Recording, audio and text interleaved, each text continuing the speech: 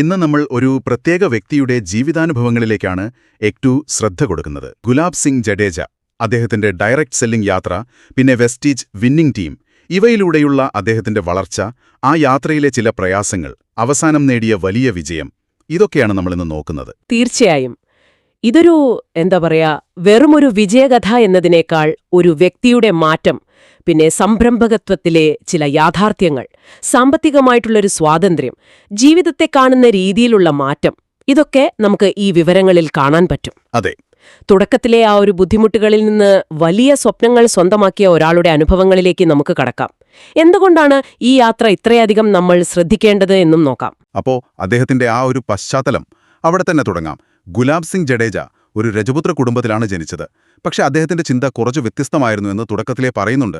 ഈ പാരമ്പര്യമായി കിട്ടുന്ന അധികാരത്തെക്കാളൊക്കെ വലുത് ആളുകളുടെ മനസ്സിലൊരു സ്ഥാനം കിട്ടുന്നതാണ് എന്ന് അദ്ദേഹം വിശ്വസിച്ചു. അതിലേക്ക് ഒരു പക്ഷേ കാരണം ചില സാഹചര്യങ്ങളെ വിവരങ്ങളിൽ പറയുന്നുണ്ട്. സാമ്പത്തികമായിട്ട് അത്ര ഒരു മെച്ചപ്പെട്ട അവസ്ഥയിലായിരുന്നില്ല തുടക്കത്തിലെ കുടുംബം. അച്ഛൻ ഒരു ഗവൺമെന്റ് ഉദ്യോഗസ്ഥനായിരുന്നു. എന്നിട്ട് പോലും ചെറിയ തുകകൾക്കു വേണ്ടി വീട്ടിലൊരു ബുദ്ധിമുട്ടുണ്ടാവുന്നത് അദ്ദേഹം കണ്ടിട്ടുണ്ട്. ഓഹോ, ഒരു 10 രൂപ കടം വാങ്ങേണ്ടി വന്ന ഒരവസ്ഥയൊക്കെ അദ്ദേഹം ഓർക്കുന്നുണ്ട്. ഒരു പക്ഷേ അതായിരിക്കാം, ഒരു സാധാരണ ജോലിയല്ല, സ്വന്തമായിട്ട് എന്തെങ്കിലും ചെയ്യണം എന്നൊരു ചിന്ത ചെറുപ്പത്തിലെ മനസ്സിൽ വരാൻ കാരണമല്ലേ? ശരിയാണ്. ആ ചിന്തയുടെ പുറത്താണ് പല വഴികളും നോക്കുന്നത്.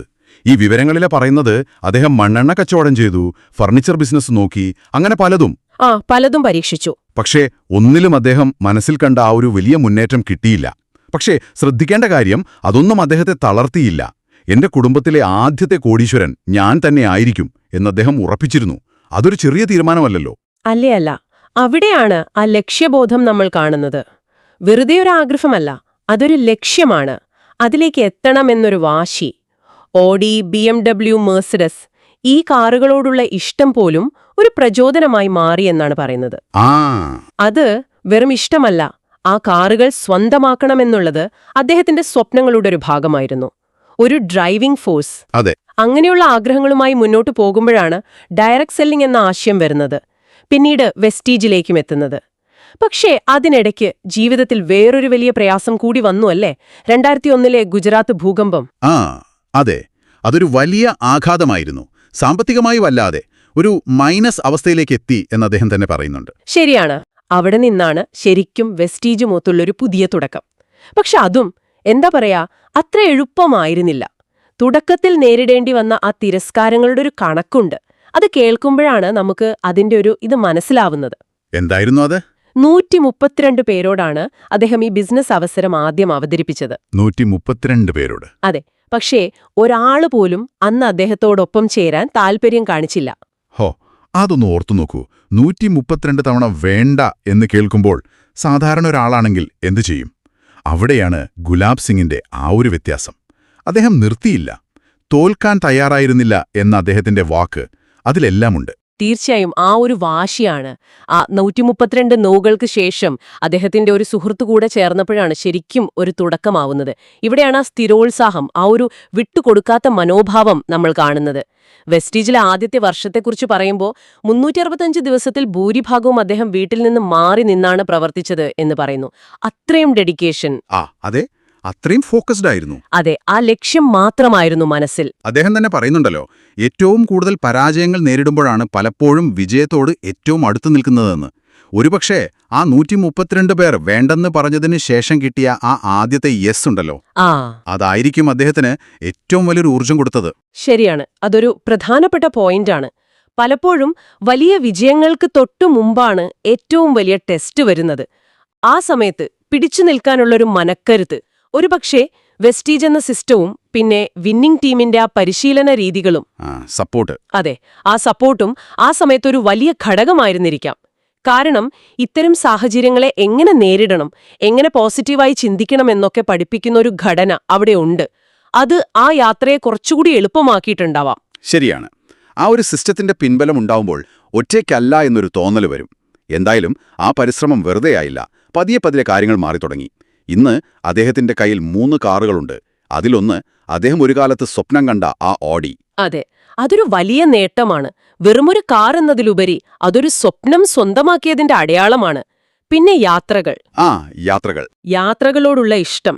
20ൽ കൂടുതൽ രാജ്യങ്ങൾ ഇതിനോടകം പോയി കഴിഞ്ഞു. ഇനിയും യാത്രകൾ ചെയ്യണം എന്നാണ് പറയുന്നത്. ഇതെല്ലാം വെസ്റ്റീജ് എന്ന അവസരം കൊടുത്ത സാമ്പത്തിക സ്വാതന്ത്ര്യത്തിന്റെ ഭാഗമാണ്. പക്ഷെ അതിനപ്പുറം വേറൊരു കാര്യം കൂടി അദ്ദേഹം പറയുന്നുണ്ട്. അതാണ് എനിക്കും വളരെ ഒരു ഇൻട്രസ്റ്റിംഗ് ആയി തോന്നിയത്. വെസ്റ്റീജ് പണമുണ്ടാക്കാൻ സഹായിച്ചു എന്ന് മാത്രമല്ല, ജീവിതം എങ്ങനെ ജീവിക്കണം എന്ന് പഠിപ്പിച്ചു എന്ന് അദ്ദേഹം പറയുന്നു. എന്താണ് അതുകൊണ്ട് ഉദ്ദേശിക്കുന്നത്? അദ്ദേഹം അത് വ്യക്തമാക്കുന്നുണ്ട്. 3 കാര്യങ്ങൾ ഒരുമിക്കുമ്പോഴാണ് ജീവിതത്തിൽ യഥാർത്ഥ സംതൃപ്തി ഉണ്ടാവുന്നത് എന്നാണ് അദ്ദേഹം പറയുന്നത്. 1, കയ്യിൽ ആവശ്യത്തിന് പണം വേണം. ശരി. 2, ആ പണം സന്തോഷത്തോടെ ചെലവഴിക്കാനും ആസ്വദിക്കാനും സമയം വേണം. അതെ, സമയം. 3, അടുത്ത മാസം എന്ത് ചെയ്യും, പണം എവിടെ നിന്ന് വരും എന്നോർത്തുള്ള ഒരു ടെൻഷനില്ലാത്ത അവസ്ഥ, ഒരു മനസ്സമാധാനം, സാമ്പത്തിക ഭദ്രത. ഈ 3ഉം ഒരുമിച്ച് കിട്ടുക എന്നുള്ളത് അത് പലർക്കും ഒരു സ്വപ്നം മാത്രമാണ്. ശരിയാണ്. വെസ്റ്റീജിലൂടെയും വിന്നിംഗ് ടീമിന്റെ സപ്പോർട്ടിലൂടെയും തനിക്കത് കിട്ടി എന്നാണ് അദ്ദേഹം പറയുന്നത്.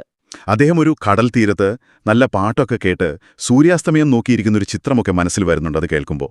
അതാണ് അദ്ദേഹം പറയുന്ന ആ ജീവിതം. വെറുതെ പണത്തിനു വേണ്ടി ഓടിയിട്ട് കാര്യമില്ലല്ലോ, അത് ആസ്വദിക്കാൻ കൂടി കഴിയണം. അതെ, ആ ഒരു ലൈഫ് സ്റ്റൈൽ ഡിസൈൻ ചെയ്യാനുള്ള ഒരു അവസരം കൂടിയാണ് ഈ ബിസിനസ്സിലൂടെ കിട്ടുന്നത്. വിന്നിംഗ് ടീം പോലെയുള്ള സിസ്റ്റങ്ങൾ അവരെ ബിസിനസ് കാര്യണം മാത്രമല്ലല്ലോ പഠിപ്പിക്കുന്നത്. വ്യക്തിത്വ വികസനം, ജീവിതത്തെ എങ്ങനെ കാണണം, അങ്ങനെയുള്ള കാര്യങ്ങൾക്കും പ്രാധാന്യം കൊടുക്കുന്നുണ്ട്. അതും ഒരു ഘടകമായിരിക്കാം. ശരിയാണ്. അദ്ദേഹത്തിന്റെ ചില ചിന്തകളും നമ്മൾ ശ്രദ്ധിക്കണം. നിങ്ങൾ ആരാണ് എന്നതിനേക്കാൾ പ്രധാനം നിങ്ങളിലൂടെ മറ്റുള്ളവർ എന്തായിത്തീരുന്നു എന്നതാണ് എന്ന് അദ്ദേഹം പറയുന്നു. ഇതിൽ വലിയൊരു അർത്ഥമുണ്ടല്ലേ? തീർച്ചയായും. ഇത് ഈ ഡയറക്റ്റ് സെല്ലിംഗ് ബിസിനസിന്റെ ഒരു അടിസ്ഥാന തത്വം കൂടിയാണ്. മറ്റുള്ളവരെ സഹായിക്കുക, അവരെ വിജയത്തിലേക്ക് എത്തിക്കുക. അവരുടെ വിജയം കാണുമ്പോൾ നമുക്കും സന്തോഷം, ഒപ്പം നമ്മുടെ വിജയവും അതിലൂടെ ഉറപ്പാകുന്നു. ഒരു ടീം വർക്ക്. അതെ, പരസ്പരം സപ്പോർട്ട് ചെയ്ത് മുന്നോട്ടു പോവുക. പിന്നെ അദ്ദേഹത്തിന്റെ വിജയത്തിന് പിന്നിലെ ആ ഒരു മാനസികമായ കാര്യങ്ങൾ, ലക്ഷ്യബോധം, ഉയർന്ന ആത്മവിശ്വാസം, ആ ഒരു ഹിന്ദി വാചകം അദ്ദേഹം പറയുന്നുണ്ട്. ബുലന്ദ് ഹൗസലെ തോ മുഠിമേ ഹർ മുകാം ഹെ. അതിന്റെ അർത്ഥം എന്താണ്? ഒന്ന് വിശദീകരിക്കാമോ? അതിന്റെ അർത്ഥം, നമ്മുടെ മനോവീര്യം, ആത്മവിശ്വാസമൊക്കെ ഉയർന്നതാണെങ്കിൽ ഏത് ലക്ഷ്യവും നമ്മുടെ കൈപ്പിടിയിൽ ഒതുക്കാൻ പറ്റുമെന്നാണ്. പ്രതിസന്ധികൾ വരും, പക്ഷേ തളർന്നു പോകരുത്. അതിനെ നേരിടാനുള്ളൊരു ധൈര്യം, ഒരു ഉൾക്കരുത്ത് വേണം.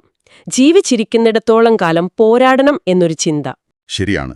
വെല്ലുവിളികൾ ജീവിതത്തിന്റെ ഭാഗമാണ്. അതിനെ എങ്ങനെ നേരിടുന്നു എന്നതിലാണ് കാര്യം. ഒഴുക്കിനൊപ്പം നീന്താൻ എളുപ്പമാണ്, എന്നാൽ ഒഴുക്കിനെതിരെ നീന്തുന്നതിലാണ് യഥാർത്ഥ ധൈര്യം എന്നും അദ്ദേഹം പറയുന്നു. അതെ, അത് വളരെ ശരിയാണ്. സാധാരണ വഴികളിലൂടെ പോകാൻ എളുപ്പമാണ്, സമൂഹം പറയുന്നതനുസരിച്ച് ജീവിക്കാൻ എളുപ്പമാണ്.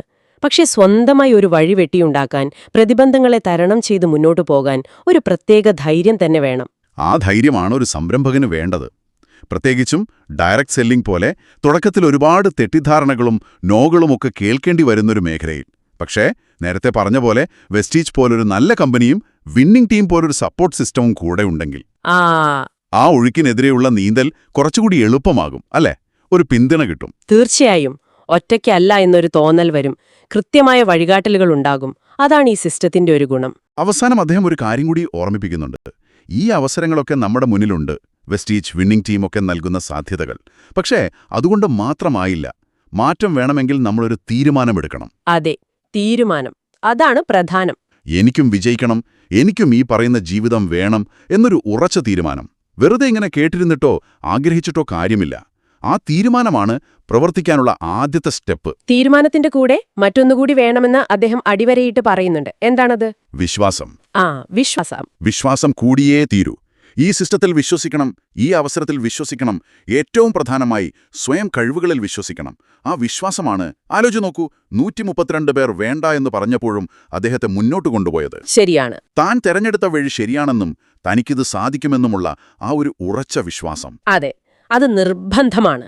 അപ്പോൾ ഗുലാബ് സിംഗ് ജഡേജയുടെ ഈ അനുഭവയാത്ര നമ്മളിങ്ങനെ വിശദമായി നോക്കി. ഇതിൽ നിന്ന് പ്രധാനമായിട്ടും എന്തൊക്കെയാണ് നമുക്കെടുക്കാൻ പറ്റുന്നത്? ഒരു സാധാരണ ജീവിതത്തിൽ നിന്ന് വലിയ നേട്ടങ്ങളിലേക്കെത്താൻ അതിയായ ആഗ്രഹവും വ്യക്തമായ ലക്ഷ്യവും വേണം, അല്ലേ? തീർച്ചയായും. പിന്നെ ആ ലക്ഷ്യം നേടുന്നത് വരെ എത്ര നോ കേട്ടാലും, എത്ര പ്രയാസങ്ങൾ വന്നാലും വിട്ടുകൊടുക്കാതെ മുന്നോട്ടു പോകാനുള്ളൊരു സ്ഥിരോത്സാഹം, ഒരു മാനസികമായ കരുത്ത് അത്യാവശ്യമാണ്. തോൽവികളെ അതിനെ വിജയത്തിലേക്കുള്ള പാഠങ്ങളായി കാണണം. പിന്നെ വെസ്റ്റീജ് പോലൊരു ശരിയായ അവസരം കണ്ടെത്തുകയും വിന്നിംഗ് ടീം പോലൊരു സിസ്റ്റത്തിന്റെ പിന്തുണ ഉപയോഗപ്പെടുത്തുകയും ചെയ്തത് അദ്ദേഹത്തിന്റെ വിജയത്തിൽ ഒരു പ്രധാന പങ്ക് വഹിച്ചു എന്നും വ്യക്തമാണ്. അതെ, വെറുതെ പണമുണ്ടാക്കുക എന്നതിനപ്പുറം ജീവിതം ആസ്വദിക്കാനുള്ള സമയവും സ്വാതന്ത്ര്യവും നേടാൻ ഈ ഒരു പ്ലാറ്റ്ഫോം സഹായിച്ചു എന്നതും എടുത്തു പറയണം. ശരിയാണ്. സാമ്പത്തിക ബുദ്ധിമുട്ടുകളിൽ നിന്ന് തുടങ്ങി വലിയ സ്വപ്നങ്ങൾ കണ്ട് അത് നേടിയെടുത്ത ഒരാളുടെ കഥ. ഡയറക്ട് സെല്ലിംഗ് എന്ന ഈയൊരു ഇൻഡസ്ട്രിയുടെ സാധ്യതകൾ ഒരു വ്യക്തിക്ക് ഇതിലൂടെ എത്രത്തോളം വളരാൻ പറ്റും എന്നതൊക്കെ ഇത് കാണിച്ചു തരുന്നുണ്ട്. അതെ, ഇതാർക്കും സാധ്യമാക്കാവുന്ന ഒന്നാണ് എന്നൊരു സന്ദേശം കൂടി ഇതിലുണ്ട്. ശരിയായ മനോഭാവവും പരിശ്രമവും ഒരു നല്ല സിസ്റ്റത്തിന്റെ പിന്തുണയുമുണ്ടെങ്കിൽ. ഇത് കേട്ടുകൊണ്ടിരിക്കുന്ന നിങ്ങൾക്ക് വേണ്ടി ഒരു ചിന്ത പങ്കുവച്ചുകൊണ്ട് നമുക്ക് അവസാനിപ്പിക്കാം. ഒരുപക്ഷെ നമ്മൾ ഓരോരുത്തരുടെയും ജീവിതത്തിൽ പലതരത്തിലുള്ള വെല്ലുവിളികൾ ഉണ്ടാവാം, സാമ്പത്തികമായോ അല്ലാതെയോ. അത്തരം സാഹചര്യങ്ങളിൽ നമ്മുടെ ലക്ഷ്യങ്ങളെ മുറുകെ പിടിച്ച് ഒരുപക്ഷെ ആ ഒഴുക്കിനെതിരെ നീന്താൻ വേണ്ട ആ ഒരു ധൈര്യവും വിശ്വാസവും അത് നമുക്ക് എവിടെ നിന്ന് കണ്ടെത്താൻ കഴിയും? ഒന്നോർക്കുക, നിങ്ങളുടെ ഇന്നത്തെ തീരുമാനങ്ങളും വിശ്വാസവുമാണ് നിങ്ങളുടെ നാളത്തെ ജീവിതത്തെ ഉണ്ടാക്കുന്നത്. അപ്പോൾ ഒരു തീരുമാനമെടുക്കാനും പൂർണ്ണ വിശ്വാസത്തോടെ മുന്നോട്ടു പോകാനും നിങ്ങൾ തയ്യാറാണോ?